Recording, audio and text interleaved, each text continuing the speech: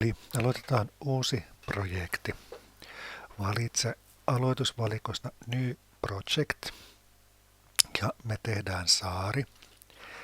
Eli meillä on projekti, mikä me tehdään, on saari. Projekti. Tarkista tämä tallennuspaikka, että se ei ole se julkinen kansio, mikä sillä Windows-koneessa yleensä on, vaan muuta se vaikka tänne sinun omiin tiedostoihin, eli valitse sieltä tiedostot ja katso, että Unity tallentaa sinne tämän projektin. Sitten täällä on vaihtoehtoina 2D tai 3D-projekti. Me tehdään 3D, eli kolmiulotteinen peli. Ja sitten täältä Assets-paketsista, eli apupaketteja, mitä me tämän saariprojektissa tarvitaan, on Environment, eli sieltä löytyy puita, kasveja ja ruohoa. Ja lisäksi, koska me laitetaan henkilöä kulkemaan sinne, me tarvitaan tämä Characters-paketti. Klikataan Done ja Create Project ja pyöritellään hetken aikaa peukkuja, niin tämä Unity luo tämän ympäristön ja tuo nämä äsken valitut paketit tähän projektin käyttöön.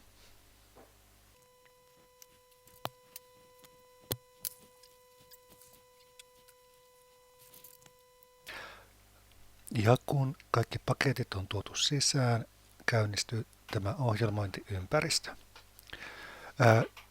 Ehkä yksi tärkeimpiä tai tuommoinen, mitä pitää tietää, on täällä oikeassa ylänurkassa oleva layout-valinta. Eli täältä voi valita, mihin muotoon nämä ikkunat täällä tulee. Default on tämä oletus, jossa tässä keskellä näkyy skene. Eli tämä skene-näyttämö on paikka, mihin me tuodaan nämä liikuteltavat oliot. Eli kukin näistä, mitä täällä hierarkiassa näkyy, on tässä näyttämällä oleva olio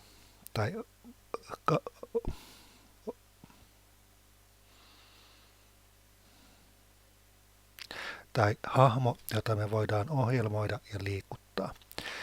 Oletuksena täällä on main-kamera, eli täällä näkyy kolmiulotteisia pelejä ja ympäristöä yleensä katsotaan jonkun kameran kautta. Eli jotta me pystytään näkemään tämä peli tai kolmiulotteinen ympäristö, sillä pitää olla joku kamera, jonka kautta me sitä ympäristöä katsotaan. Ja jos me valitaan tämä main-kamera, niin tänne tulee näkyviin tämmöinen yksinkertainen esikatseluikkuna siitä, mitä se kamera sillä hetkellä näkee.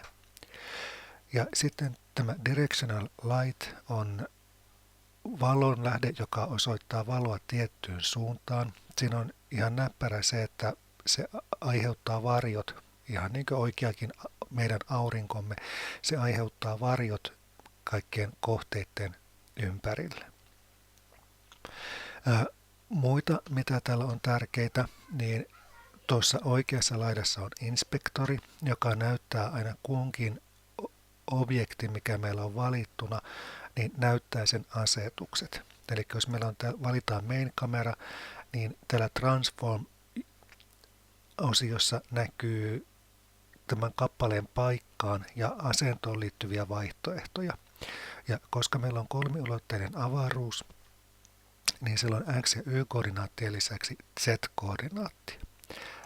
X- ja Z-koordinaatti on niin kuin maan tasossa ja Y-koordinaatti on sitten korkeus, kuinka korkealla se kohde on tuosta maan pinnasta, eli nollatasosta. Rotation tarkoittaa, voidaan pyörittää niitä kappaleita vapaasti, eli tämä rotation sitten kertoo, että kuinka monta astetta mihinkin suuntaan sitä on käännetty. Ja scaleillä pystytään sitten kasvattamaan tai pienentämään, skaalaamaan sitä kohdetta isommaksi tai pienemmäksi. Sitten täällä kameran vaihtoehdoissa on tuo taustan väri, skyboxi, mikä tullaan tässä jonkun ajan kuluttua vaihtamaan, ja perspektiiviä ja muita vaihtoehtoja. Ja sitten yksi tärkeimmistä on myös audio listener, eli me pystytään sitten kuuntelemaan ääniä, mitä tuolta ympäristöstä löytyy. Kaikissa kohteissa, eli kun me liikutaan kolmiulotteisessa ympäristössä, niin täällä tämä hässäkkä tässä skeneen oikeassa ylänurkassa on näppärä työkalu tuon katsomissuunnan vaihtamiseen. Eli tällä hässäkällä me pystytään vaihtamaan akseli, mistä suunnasta me ollaan katsomassa tätä ympäristöä. Eli jos me painetaan tätä X-painiketta, me katsotaan sitä X-akselin suunnasta, eli toisesta sivusta. Jos painetaan Z, katsotaan toisesta sivusta, ja Y oli se korkeussuunta, eli kun klikataan Ytä, me nähdään tämä maisema ylhäältä päin. Ja hiiren rullalla pystyy sitten zoomaamaan lähemmäs tai kauemmas. Sitten yksi näppärä näppäin, mitä monta kertaa tarvii, on Altin painaminen. Eli kun painetaan Alt-näppäin pohjaan, me pystytään pyörittämään hiiren kanssa tätä ympäristöä ympäriinsä ja katsomaan sitten ja tutkimaan tuota ympäristöä tarkemmin, mitä siellä näkyy. Sitten tällä skeneen lisäksi on tämmöinen Game-välilehti, joka näyttää samaa, mikä siinä oli tuossa main-kamerassa, oli se esikatselu, niin se näyttää sitä isompana. Mutta yleensä tosiaan me halutaan tämä näkyvin tämä skeneen välilehti, mikä täällä on. Alalaita on sitten tämmöinen kokoelma, missä näkyy skriptit ja muut palikat, mitä tähän ohjelmaan on tuotu valmiiksi.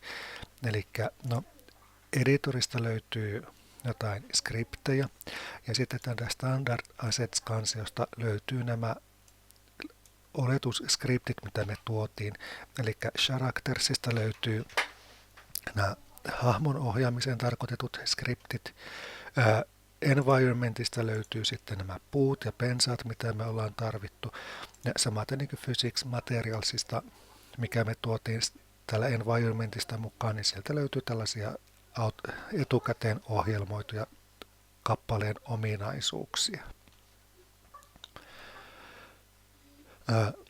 Sitten täällä vasemmassa ylänurkassa tämä käsityökalu on myös ihan näppärä, eli me voidaan siirtää näitä kohteita, mitkä tässä näyttämöllä on. Eli pystytään katsomaan vähän, siirtämään ja tutkimaan eri paikassa näitä kohteita. Sitten tämä nelipäinen nuoli. Eli jos meillä on joku kohde täällä, niin me pystytään siirtämään sitä paikasta toiseen. Nämä nuolet, mitkä on tässä kohteessa, niin näiden nuolien avulla me pystytään siirtämään sitä kohdetta sen akselin suuntaan. Ja muiden koordinaattien pitäisi pysyä samana. Sitten tämä pyöritystyökalu, eli jos meillä on vaikka toi Directional Light, niin me pystytään tällä pyöritystyökalulla kääntämään sitä eri suuntaan. Eli tällä Directional Lightin avulla siinä on se apu, että me pystytään vaikuttamaan siihen, että mihin kohtaan ja miten varjot tulee sitten tuohon maastoon. Sitten tämä toinen nelipäinen nuoli tarkoittaa skaalausta, eli pystytään suurentamaan tai pienentämään kohteita. Ja tämä viimeinen, sillä pystytään valittamaan useampia kohteita sitten yhtä aikaa tuolta skeneestä, eli näyttämöltä.